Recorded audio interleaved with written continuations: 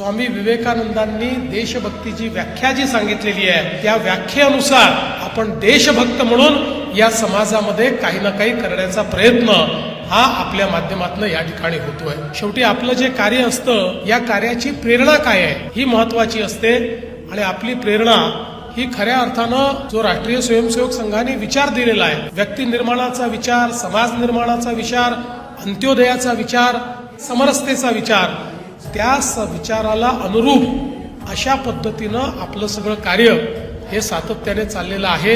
गेल्या काळामध्ये आपल्याला आवश्यकता होती म्हणून आपण खूप ताकदीनं निवडणुकीमध्ये उतरलो। निवडणुकीकरता ज्या व्यवस्था करण्याची आवश्यकता आहे, समाज संघटन करण्याची आवश्यकता आहे, तसे अनुरूप कार्यक्रम घेण्याची आवश्यकता आहे, ते सगळं आपण केलं। पुढचे 3.5 वर्ष निवडणुका नाही आहे, पुढचे 3.5 वर्ष हे समाज निर्मितीच्या माध्यमातून राष्ट्र निर्मितीच्या यज्ञामध्ये आपण काय आहुती टाकू शकतो याचा विचार करण्याचे हे पुढचे आपले 3.5 वर्ष आहेत। आणि मला असं वाटतं की आज ज्यावेळी आपण राष्ट्रीय स्वयंसेवक संघाची शताब्दी या ठिकाणी साजरी करतो आहोत, अशा या अतिशय महत्वाच्या वर्षामध्ये आपण जो प्रण या ठिकाणी हातामध्ये घेतलाय तो समरसतेचा आहे।